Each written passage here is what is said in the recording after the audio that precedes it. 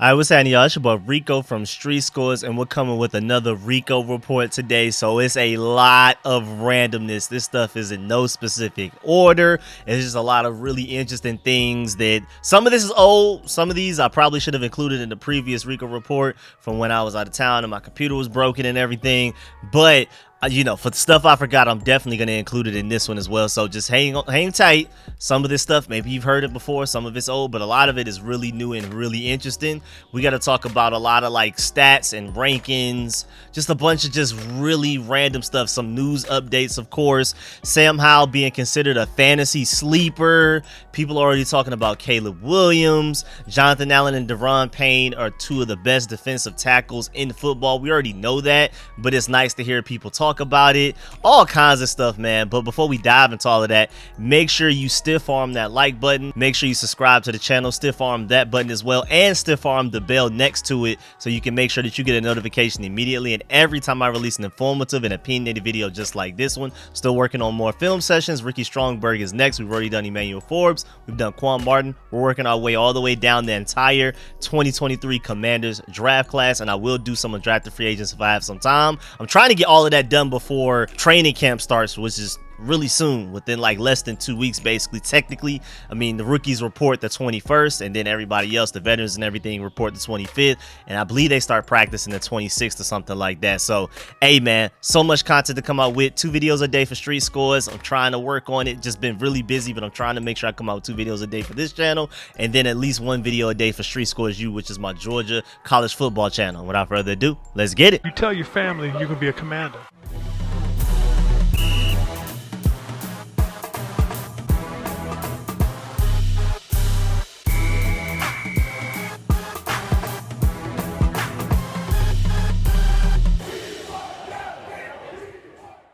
All right, so first up, I know this went pretty viral a while ago, back June 11th. It was tweeted by the 33rd team on Twitter, and they posted a graphic of every team's last 11+ win season, and we were by far the furthest away. 1991. Everybody else is at the very least 2000 and something. Literally, like it's us 1991. The next closest is the Jaguars 2007 and the Dolphins 2008. That's it. It's literally, you have people 2022, 2023, 2021, all of that stuff, 20, and then in the teens, and then again you have the Dolphins 2008, and then you have the Jaguars 2007, and then you have to go all the way back to the year that we won a Super Bowl. We went 14-2 that year, though. That's nice. It wasn't like we barely made it. 14-2 and won a Super Bowl, but you got to go all the way back to 1991 since we last had an 11+ win season, which is absolutely terrible. That's the worst by far out of the entire NFL. That is something to definitely be ashamed of.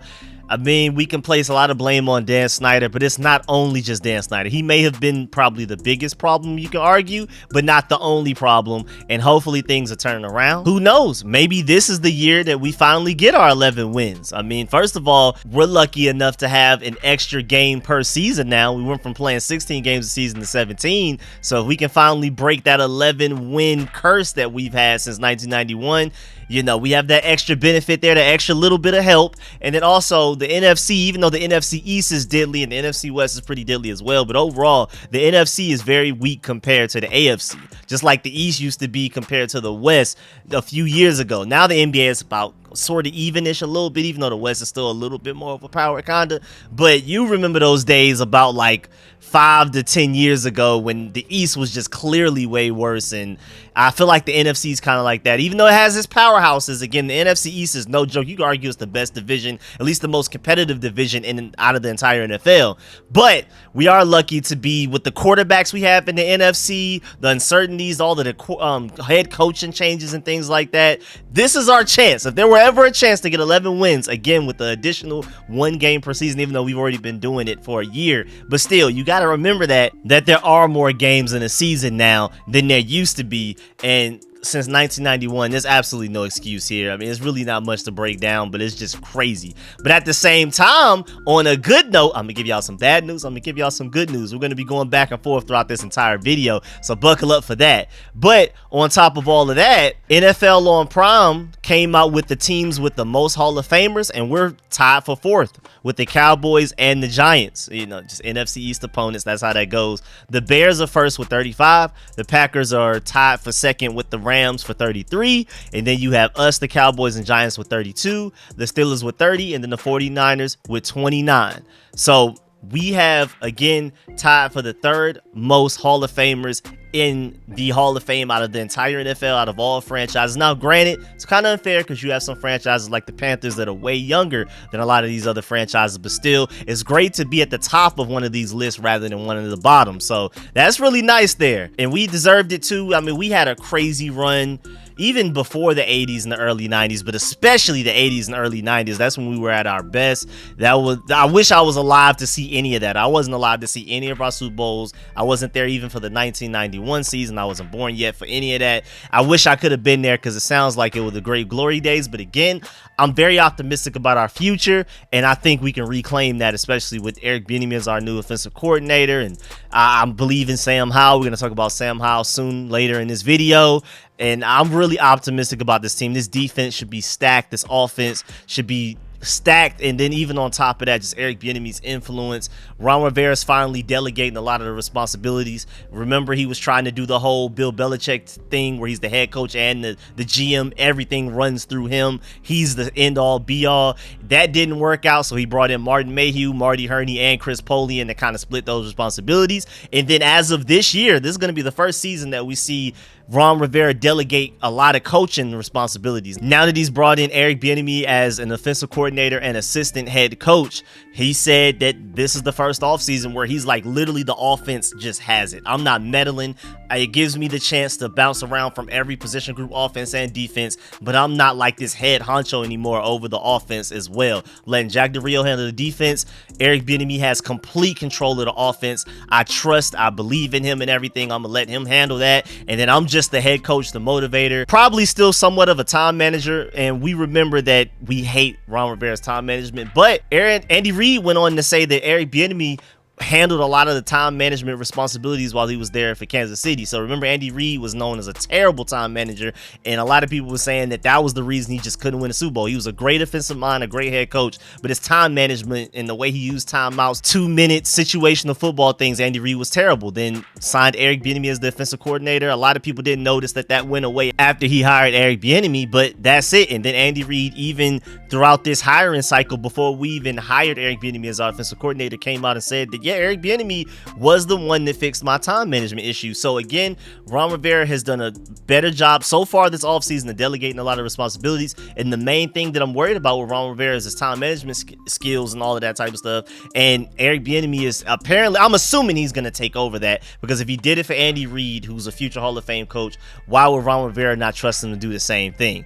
Then moving on, the 33rd team, I guess they just have something against us. I mean, the facts are facts when it comes to the last time every team had an 11+ win season. I can't argue against that. But then they had a graphic saying these 3 teams that made home run offensive coordinator hires this season, and this offseason, really. And they have Dallas Cowboys with the hire of Brian Schottenheimer, Denver with the hire of Joe Lombardi, and the Rams with the hire of Mike LaFleur. And that's it. No Eric Bieniemy? Come on, dog. Come on, 33rd team. Come on now. Come on now. I understand, like, maybe if they just said teams that made home run offensive coordinator hires, don't specify just 3, and then you only have 3 up there, and then like you have a link to an article where Eric Bieniemy's included. But no, they literally mean these are the only 3 home run offensive coordinator hires. And it's just like maybe they forgot Eric Bieniemy got hired, because I'm very high on him. We'll see how that goes. Now moving on, NFL Rookie Watch. This is another one of the old ones from June 11th, but they said Emmanuel Forbes reportedly already looks like the cornerback one in Washington. Forbes has reportedly held his own against Terry McLaurin and Jahan Dotson throughout camp. Jahan Dotson said in a recent interview that the hype is for real about Forbes. Ron Rivera also noted that Forbes is a ball hawk and has a knack for causing turnovers. So believe in the hype for Emmanuel Forbes, man. I'm so excited. I'm one of those people that truly believes in him, and I can't wait for him to show people in training camp, that joint practice with the Ravens, in the preseason, and then in the regular season. I'm telling you, and the postseason. I'm going to keep speaking into existence. Now, moving on, the Pro Football Focus fantasy Twitter account put out a graphic saying their 2023 breakout wide receivers per John Marchi.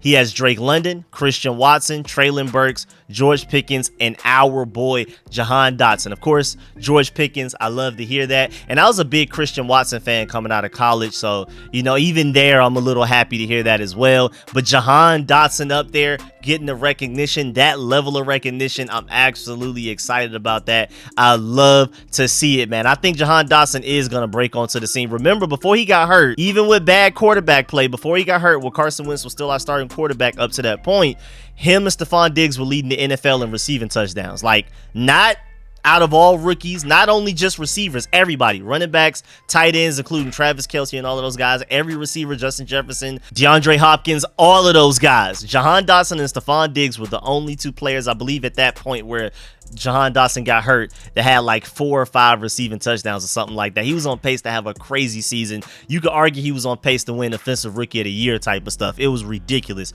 But sadly, he got hurt, and then when he came back, it took a little while for Taylor Heinicke to gain some chemistry with him. And after Taylor Heinicke found a way to get him the ball, it was over with. Jahan Dotson was right back to killing people. And I'm telling you, now that he's gotten a little bit swoller too, man, I'm telling you, everybody's going to be so focused on Terry McLaurin, Curtis Samuel, this running back group, Antonio Gibson, Brian Robinson, this tight end group led by Logan Thomas. Jahan Dotson, man, I'm telling you, it's going to be really difficult for teams to focus on stopping him only because we have so many weapons on offense. Eric Bieniemy's a genius. Jahan Dotson is about to definitely break onto the scene. I completely agree. I believe half of it is his talent and the fact that he's just a really good receiver, plain and simple. You saw that last year. He made Carson Wentz look good last year. Like Carson Wentz, I mean, that first game against the Jaguars, a lot of that was Jahan Dotson making amazing plays to where we were like, okay, maybe we could do something with Carson Wentz this year. It was Jahan Dotson's fault while we got hyped about Carson Wentz. Then Jahan Dotson got hurt. Everything went down the drain and Carson Wentz never recovered. Taylor Heinicke went out there and was getting carried by the rest of the team. It just wasn't good. But remember, I'm saying all of that to say that Jahan Dotson is different and he's only getting better because he's working with OBJ and all of these guys in the offseason. That man is swole. He's not this little tiny skinny guy no more. He is not playing with y'all, I'm telling you. Moving on, Commander Sam Howell named as a fantasy sleeper, like I talked about in the intro of the video. And now we're back to the 33rd team again, but this time positive news. Negative, positive, negative, positive when it comes to 33rd team. They said, quote, will he be the starting quarterback in Washington long term? I don't know, but I can tell you he's got a lot of weapons around him in Terry McLaurin, Jahan Dotson, and Curtis Samuel. He's got a new offensive coordinator in Eric Bieniemy and a strong running game behind Brian Robinson Jr. I don't know how people forget Antonio Gibson. I'm telling y'all, he's gonna remind y'all. Some of y'all that have amnesia, he's gonna wake y'all up. Commanders are a very mid team, which is, I mean, golly, man. But I do think Sam Howell has a lot of talent with the offensive firepower that they have. He could put up some big fantasy numbers, and I agree, man, because you just can't forget the fact that he can use his legs and get touchdowns that way, as well as you saw in the preseason, as you saw in that final regular season game against the Cowboys last year. I don't want to overrun him. I don't want him to get hurt, but he has it in him, so he can pick up some fantasy points that way. I mean, we have so many offensive weapons. Somebody's always going to be open. Something's always going to be open. Guys should be open in the passing game. Run lanes should be open for the running game, and then that's going to make things easier for him, because the best friend to a quarterback is a dependable, trustworthy tight end with good hands that knows how to get open, position his body the right way for the quarterback to throw it to where only the tight end can get it. In the cornerback, the DB, linebacker have no chance. Logan Thomas is good at that, and also a really potent run game that's going to force people into the box and open things up in the secondary for him to dice them up. So, hey, man, it seems like we have everything you need for Sam Howell to be successful, at the very least fantasy-wise. I think he will put up big numbers. Hopefully it translates to wins, because that's what's most important to us fans, as Commanders fans. But, hey, man, don't sleep. Maybe somebody will grab Sam Howell in one of the last rounds in these upcoming fantasy drafts once y'all start doing them, and hey, man, you may look like a genius at the end of it. Moving on, a little bit more negative news. Washington is the only team ranked 20th or worse in every offensive unit category, according to this one article. They have us 32nd in quarterbacks, 30th in offensive line, 29th in running backs, 20th in receivers, 4th front seven, 14 secondary, and 28 head coach. They have us forecasted to win 6.5 games, but that's not the most important thing. The most important thing is the headline that I already read. Washington is the only team out of the entire NFL, according to this article, that is ranked 20th or worse in every offensive unit category, and I completely disagree. I think we're really gonna show people, man. I really do. Now, they have it split up too. They say, why bet the under? Why to assume that we will win less than 6.5 games? But they also have a why bet the over situation for every team. And for the why bet the over, why you should bet that we will win more than 6.5 games, which I feel like is just ridiculously low. We went 8-1 last year with Taylor Heineke and Carson Wentz at quarterback, Scott Turner instead of Eric Bieniemy, and before that draft and free agency where our offensive line, our DB group, everybody just got way better. Chase Young is fully healthy. I just don't understand how you can look at what we did last year, 8-1, and then how much better we got in so many different ways, and just think we're just only going to win 6.5 games or less. That's crazy. But the why bet the over, the optimistic view of it, they said the Commanders are tied for the league's highest net rest advantage with 5 games with more rest than the opponent compared to a single game with less rest. That is a large improvement over the last season's 6th worst net rest. Aiding the Commanders is the fact that they are not scheduled to play any Monday Night Football games and do not play any teams coming off of a bye week.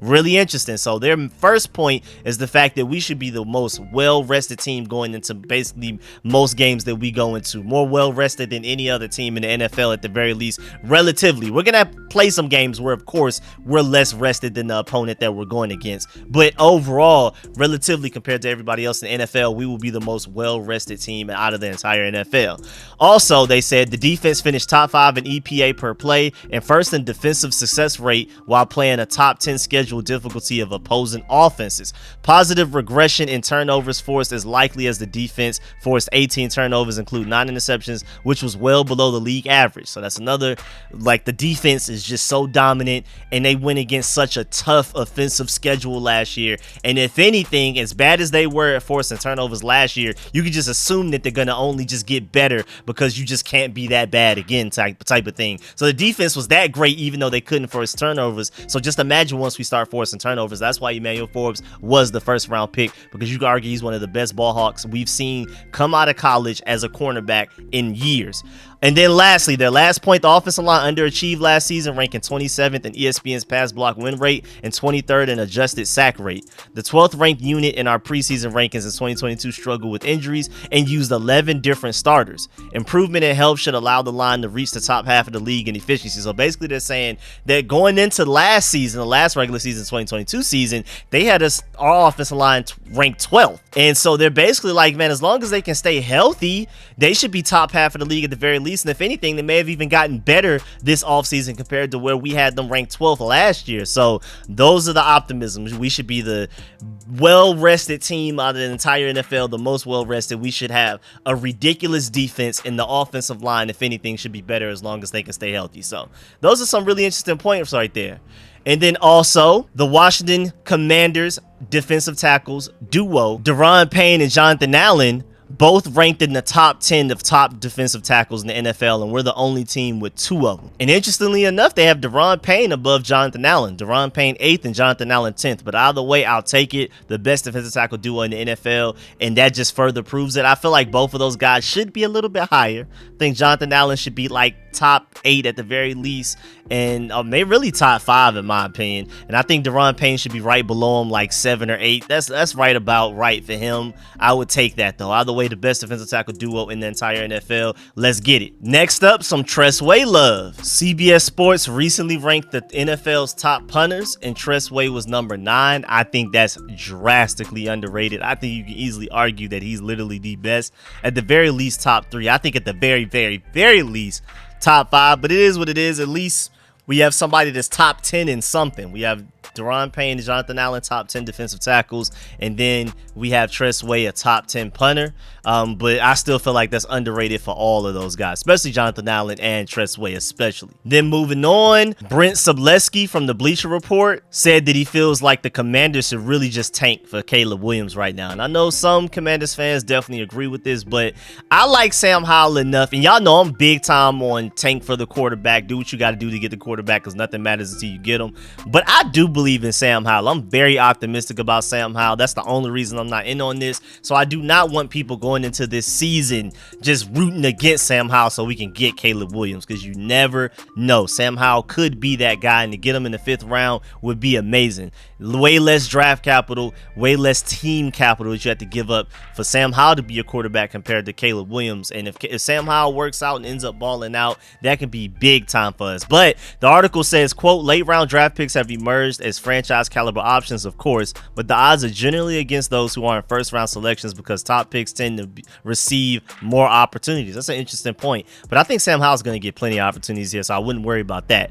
Make no mistake, the Commanders aren't going to give Howell another year if he fails miserably this season. Now, I can see that. If Sam Howell's just terrible, I can see that they wouldn't give him another chance, but I don't think he'll be that bad. He fell into day 3 of the 23 draft for multiple reasons, even though I feel like those reasons aren't necessarily justified. He needs to show consistency within a pro scheme. From there, he will have a chance. Until then, the Commanders are a rudderless organization that can be competitive, yet clearly behind the likes of the Philadelphia Eagles, Dallas Cowboys, and New York Giants in their own division. So he's basically saying take for Caleb Williams. I'm definitely not there. If Sam Howell comes out and is just absolutely terrible the first half of the season, then I can see it. But other than that, and then at the same time, if Sam Howell is that bad, then maybe we'll have a high enough pick to maybe not get Caleb Williams, one of those top quarterbacks anyway. But I'm rooting for Sam Howell. And I also, not only just out of hope, believe that he can be a great quarterback, but I really do think he can. I actually do feel it. I've seen enough. Well, I'm not sure that he's going to be a great quarterback, but I do have a lot of concrete optimism. I'm cautiously optimistic, but at the same time,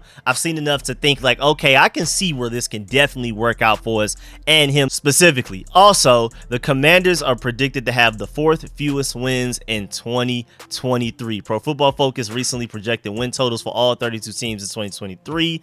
And then, of course, you have the same guys as usually at the top, but we are the 4th lowest, which basically puts us in the spot to get one of those top quarterbacks. If you're looking at Caleb Williams, Drake May, or the kid from Texas or whatever. So, hey, man, if we end up being that bad, there that is. But I don't think we will. First of all, I think this team is too good, even if Sam Howell ends up not working out. I think this team just has a certain floor because of the receivers, the offensive coordinator, the offensive line. I think is going to be better than people expect. Same thing with the tight end group. These running backs are extremely underrated. And then this defense should be top 3, at the very least top 5 in the NFL. So I just, honestly, I don't really see a scenario where we end up having a high enough draft pick to get all of those guys. Like, I really don't. Even if Sam Howell goes out there and is not what we hope. And even then, like, Taylor Heineke and Carson Wentz ranked in the 30s in advanced QB metrics last year. Like, literally worse than other teams' backups. And Sam Howell and Jacoby Brissett, I just assume by default, have to be better than anything we got from Taylor Heineke and Carson Wentz last year.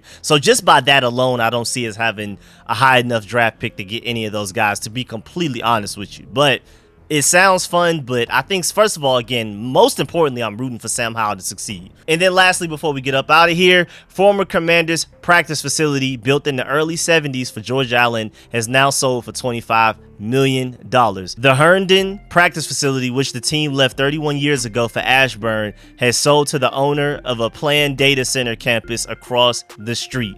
So, you know, just to go ahead and throw that out there, very random news, not very important. But again, I try to include every single little piece of information that I can. But yeah, man, that's the end of this video. That's the end of this Rico report. Again, please stiff arm that like button. I really appreciate it if you liked it, if you learned anything. Shouts out to all of my sponsors, especially my Pro Bowl sponsors. Name you see scrolling on the screen right now. I really appreciate all the support. Let me know how you feel about everything discussed in this video. I know there were a lot of random topics that we discussed, but a lot of them are very debatable. I'm gonna definitely try to get into the comment sections when I find the time to read and reply to as many comments as I can. I really appreciate y'all, man. And again, I'm trying to come out with 2 videos a day for Street Scores, so make sure y'all stay tuned, working on these film sessions. I'm gonna catch y'all later.